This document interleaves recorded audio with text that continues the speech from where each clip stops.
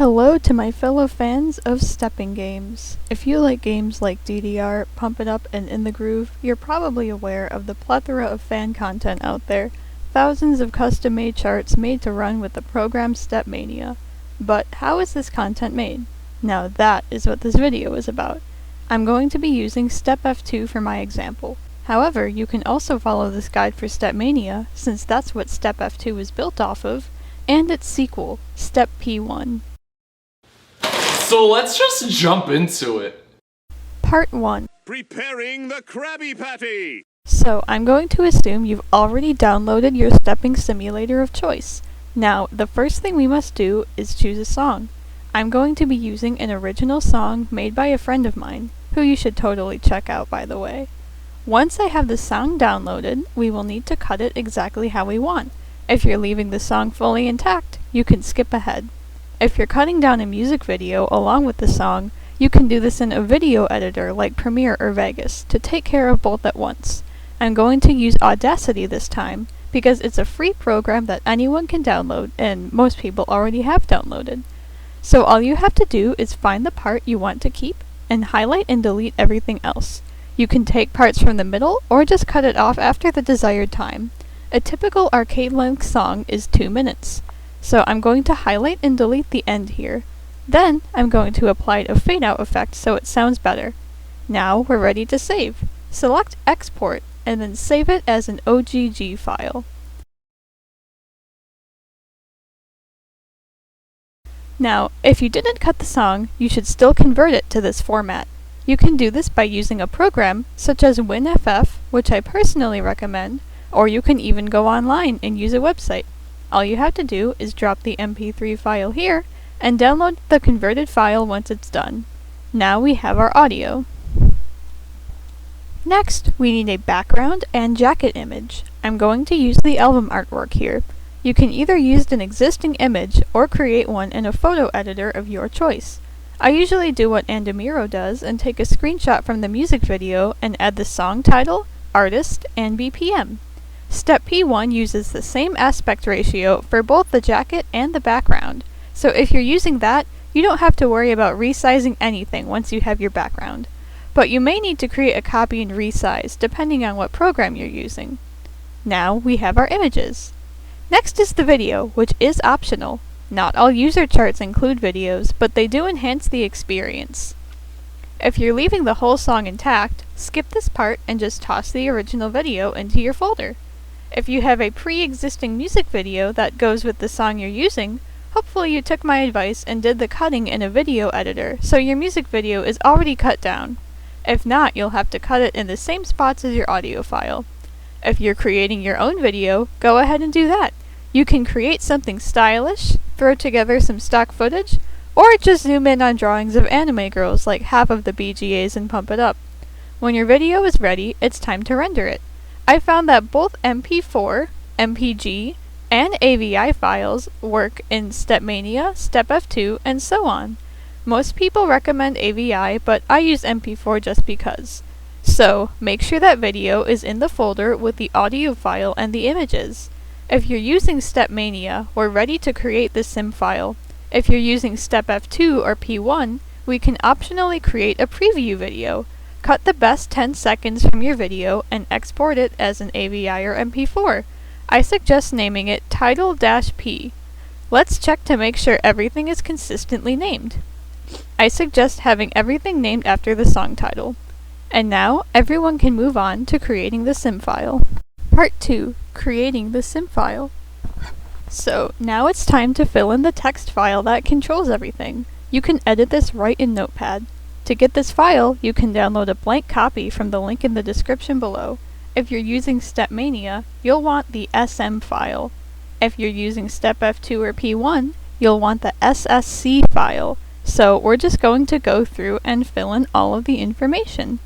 You'll want the song title, artist name, song file name, image file name, and BPM. That's all you have to worry about for Stepmania. If you're using StepF2 or P1, you will also need to enter the video and video preview file names in the spaces shown here. Now you put this all into a folder, preferably named after the song title. Go to the Songs folder inside of your program's main folder. In this example, it's StepF2 and then Songs. Create a folder for your custom charts, and then put the individual song folder in there. You can also add a banner image into this folder so you can easily find it in the menu. I'm just going to use a placeholder image for now. Rename the file to banner.png. Now we can open up the program. Hey! Why don't you just get up and dance, man? Our first step will be to go to the editor. From here, find your custom chart pack, find your song, and then create a new chart. This is where we will make the actual chart.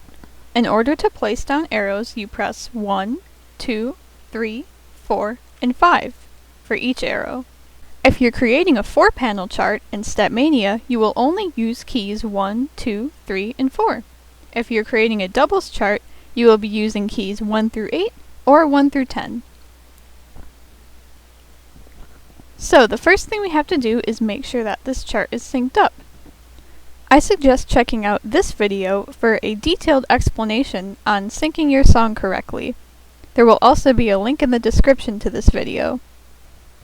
Before you begin creating your chart, I recommend going to the very end and placing one arrow down, so that when you're using the editor, it will continue to play instead of cutting off. You can use the page down button to go to the end of your song, and then go back to the top. From here, you will simply place arrows down as desired in order to create your chart. Along the way, after every few notes you place down, you'll want to play them and see if they match up correctly. The way to do that is to press Escape and play current beat to end.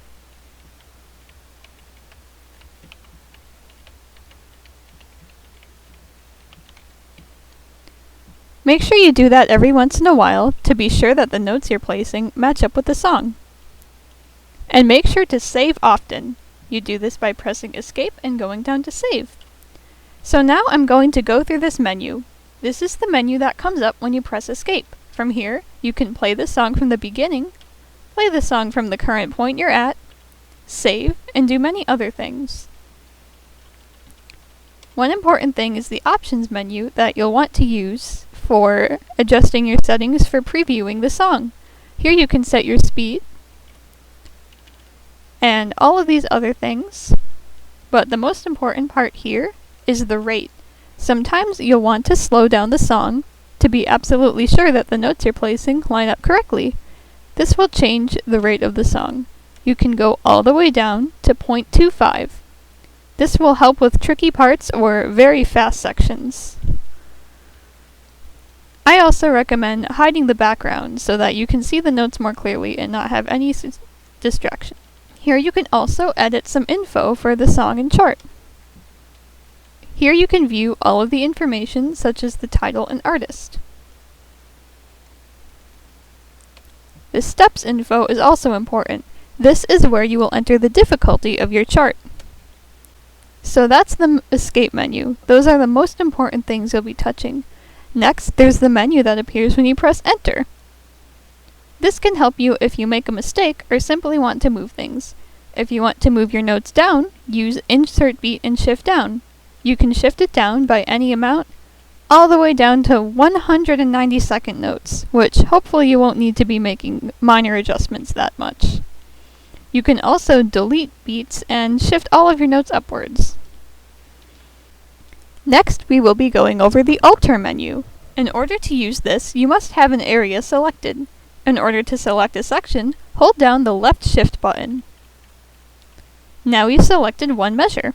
Then we can press A to open up the Alter menu. From here, you can copy the area and paste it again later. This can be helpful for when you're starting to make charts and you want to repeat the chorus to make things easier. Many charts do this. Next, we will be going over different types of notes. The default note is a regular tap note.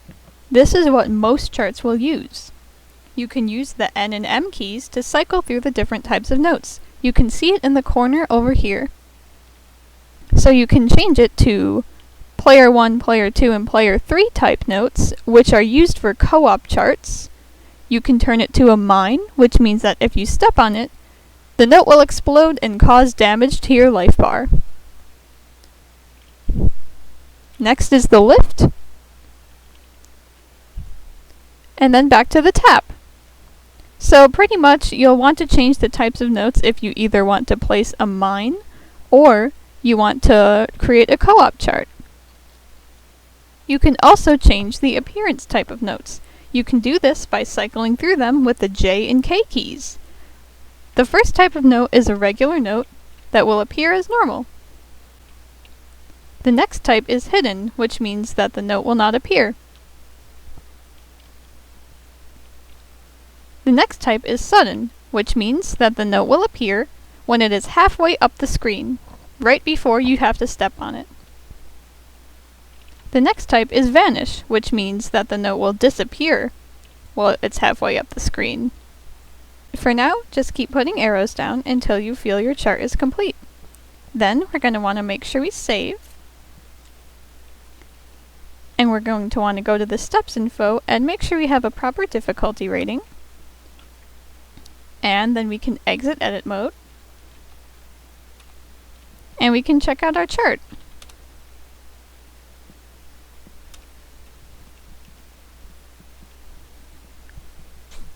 This sample chart isn't complete yet, but I'll show you what it looks like in the game. Here's our custom folder, which we can identify by our banner that we used. And here's this song we just made.